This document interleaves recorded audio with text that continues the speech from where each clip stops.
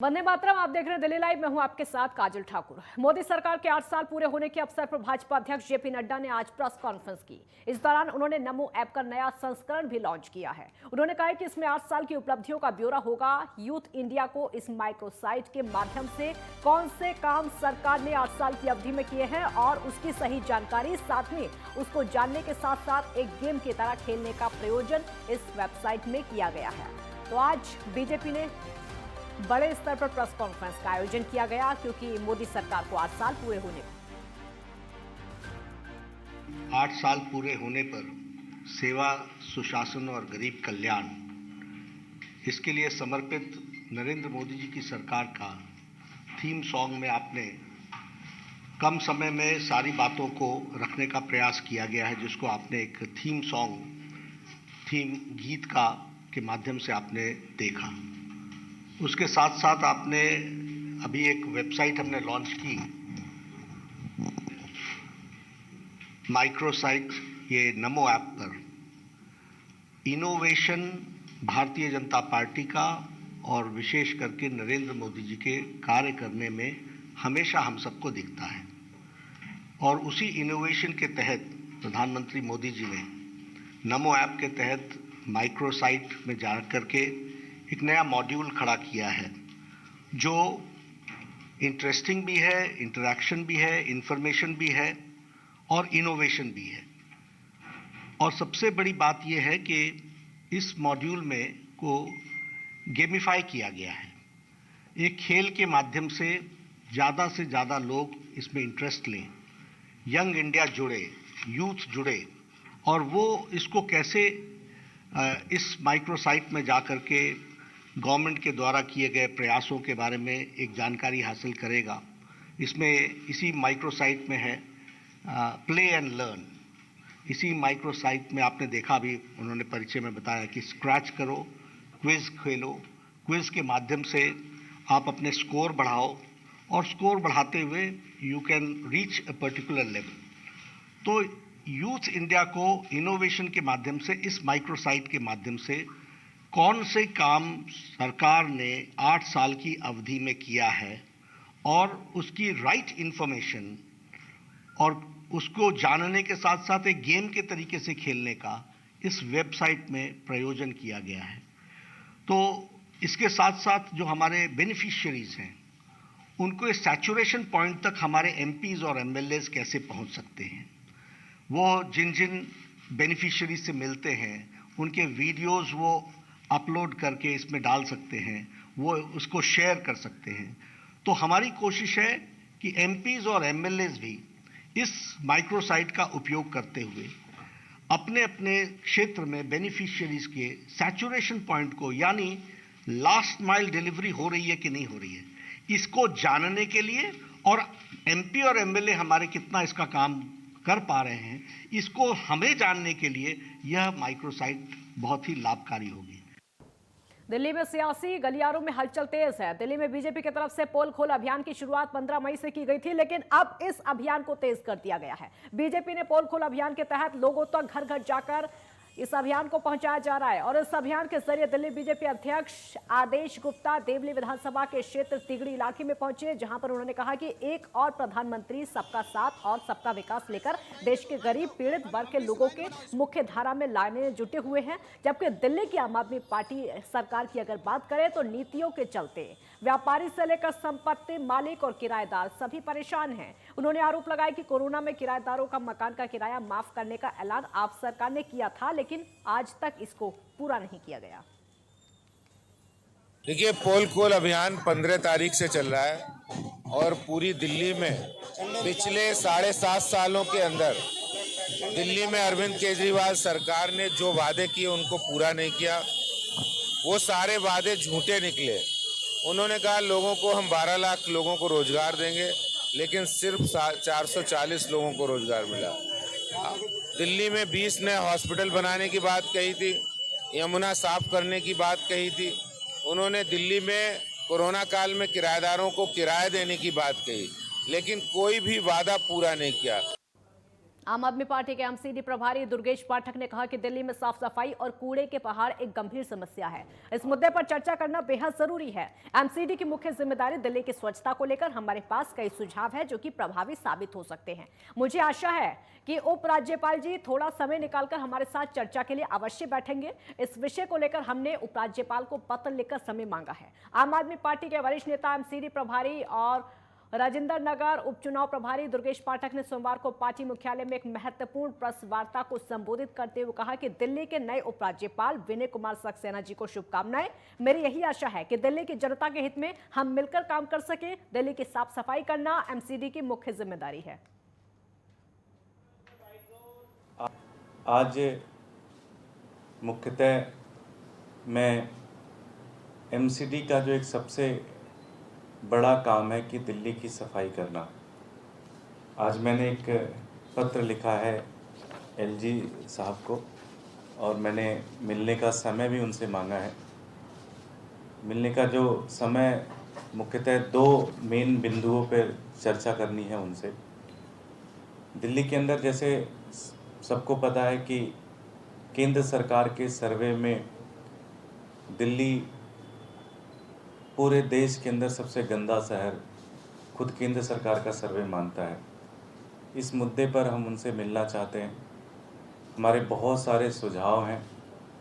पिछले 3 साल से मैं और मेरी टीम लगातार एमसीडी के ऊपर काम कर रही है। बहुत सारे देश विदेश के अंदर किस तरह से कूड़े को लेकर कैसे बहुत सारे प्लान बनाए गए, कई सारे केस स्टडीज़ बनाई गई जहाँ जहाँ पे बहुत सक्सेसफुल मॉडल्स पूरे देश के अंदर हैं, इवन पूरी दुनिया के अंदर हमने कई सारे मॉडल्स स्टडी किए।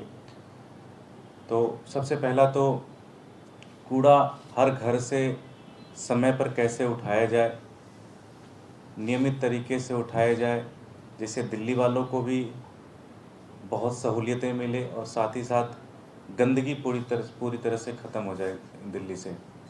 दूसरा जो चरण है कि जब आप कूड़ा उठा लेते हैं तो उस कूड़े का जो एक प्रोसेस होता है, अभी दिल्ली के अंदर जो भी कूड़ा उठाया जाता है वो जो हमारे तीनों कूड़े के पहाड़ है वहाँ पे डाला जाता है, जो कि अपने आप में एक अलग समस्या है, एक बड़ी समस्या है। दिल्ली एनसीआर में कुछ जगहों पर हल्की बारिश के बाद लोगों को थोड़ी गर्मी से राहत मिली है। इससे पहले अधिकतम तापमान फिर से बढ़ गया था। शनिवार को दिल्ली के बस स्टेशन सफदरजंग में अधिकतम तापमान 40.2 डिग्री सेल्सियस दर्ज किया गया, जबकि दिल्ली के अन्य स्टेशन पर अधिकतम तापमान मयूर विहार में 38.9 डिग्री सेल्सियस और पीतमपुरा में 42.4 डिग्री सेल्सियस दर्ज किया गया। दिल्ली में फिलहाल बादलों की आंख मिचौली जारी है। मौसम विभाग ने यहां पर हल्की से मध्यम बारिश होने की संभावना जताई है। आईएमडी ने आसमान में आंशिक रूप से बादल छाए रहने और अधिकतम तापमान और न्यूनतम तापमान में 41 से 27 डिग्री सेल्सियस रहने की संभावना जताई है। केरल में मानसून अपने समय तारीख से 3 दिन पहले ही पहुंच गया है। रविवार को मानसून की शुरुआत की घोषणा की गई क्योंकि परिस्थितियां अनुकूल थी। बदल रहे मौसम की वजह से राजधानी दिल्ली में अगले 5 दिन तक लू से राहत मिलेगी। आईएमडी ने आसमान में आंशिक रूप से बादल छाए रहने और अधिकतम तापमान और न्यूनतम तापमान क्रमश 41 और 27 डिग्री रहने की संभावना जताई है। दिल्ली में अब कई इलाकों में बूंदाबांदी होने की भी आशंका जताई गई थी। हालांकि दिल्ली को अब बादलों ने घेर लिया है और दिल्ली वालों को तपती गर्मी से राहत मिलती दिखाई दे रही है। गजेंद्र सिंह, नेटवर्क 10, दिल्ली। अचानक मौसम बदलने से खूब गर्मी और उमस से तो राहत जरूर मिल गई है, लेकिन कई जगह ये राहत आफत बन गई है। तेज हवाओं के साथ हुई बारिश ने कई पेड़ों को धराशायी कर दिया है। पहाड़गंज के मेन बाजार में पेड़ गिरने की वजह से कई गाड़ियां क्षतिग्रस्त हो गई हैं, लेकिन राहत की बात यह है कि किसी के घायल होने की अब तक कोई खबर नहीं है।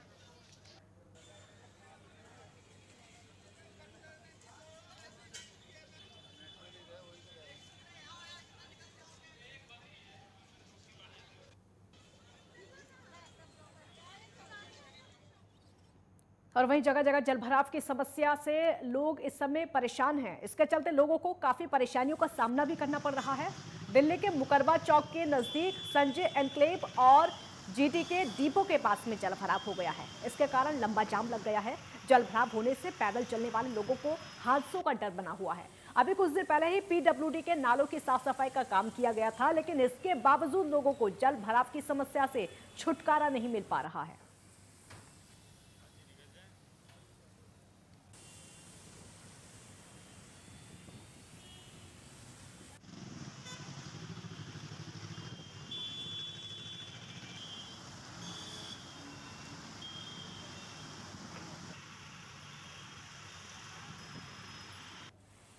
सर, आपके बताने की जरूरत नहीं है कि जिस तरह आप पीछे माहौल देख रहे हैं, क्योंकि बारिश की 2 बूंदें आते ही सारी सरकार की पोलें खुलनी स्टार्ट हो जाती हैं। तो मेरा सिर्फ सरकार से एक ही कहना है कि सिर्फ वोट के लिए काम ना करें, जनता के काम के लिए, जनता की सेवा के लिए काम करें। पूर्वी दिल्ली के जिस तरीके से इलाके सामने आ रहे हैं, कहीं पर पानी भरा हुआ है तो कहीं पर जलभराव की स्थिति हो गई है। लक्ष्मी नगर इलाके में 5 मंजिला इमारत का छज्जा गिरने से लक्ष्मी नगर मार्केट में हड़कंप मच गया है। गनीमत रही कि इस घटना में कोई हताहत नहीं हुआ। छज्जा गिरने से रोड पर खड़ी 3 से 4 बाइक मलबे की चपेट में आ गई हैं। पुलिस प्रशासन और सिविल डिफेंस के लोग मौके पर मौजूद।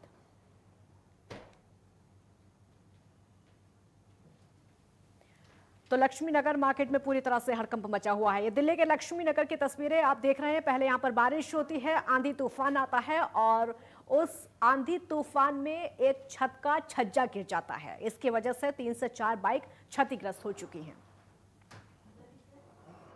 पहाड़गंज के आरामबाग में आज आई बारिश और तूफान की वजह से सर्वोदय कन्या बाल विद्यालय स्कूल की दीवार का एक हिस्सा गिर गया है। राहत की बात यह रही कि जिस समय आंधी बारिश आई उस समय स्कूल में कोई नहीं था। अगर कोई होता तो बड़ा हादसा हो सकता था। दीवार का हिस्सा गिरने की वजह से कई दोपहिया वाहन क्षतिग्रस्त हो गए हैं। ये दीवार काफी पुरानी बताई जा रही है।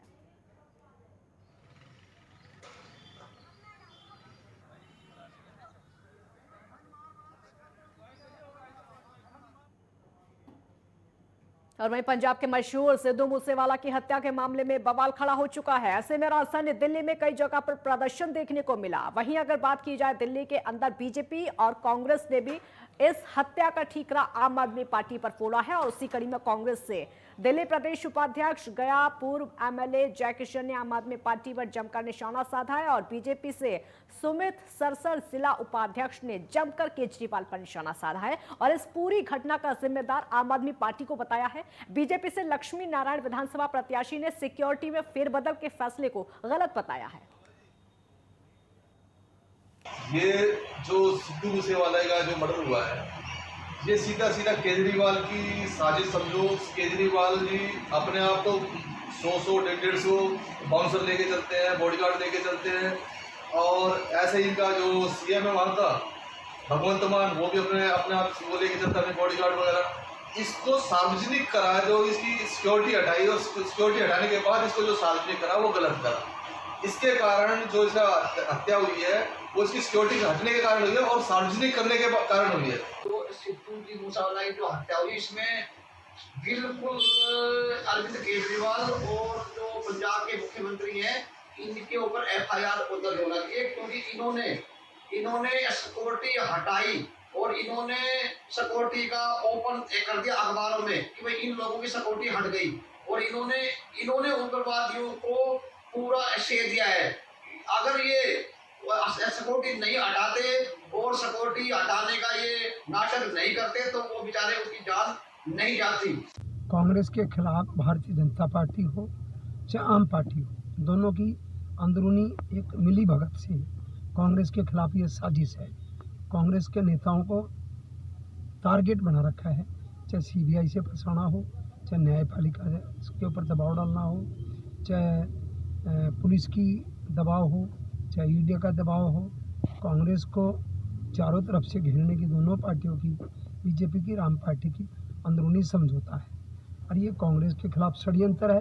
ये बिल्कुल सरासर लोकतंत्र की हत्या है, ये तानाशाही है। एक ब्रेक के लिए आप रुकेंगे, जल्द लौटेंगे।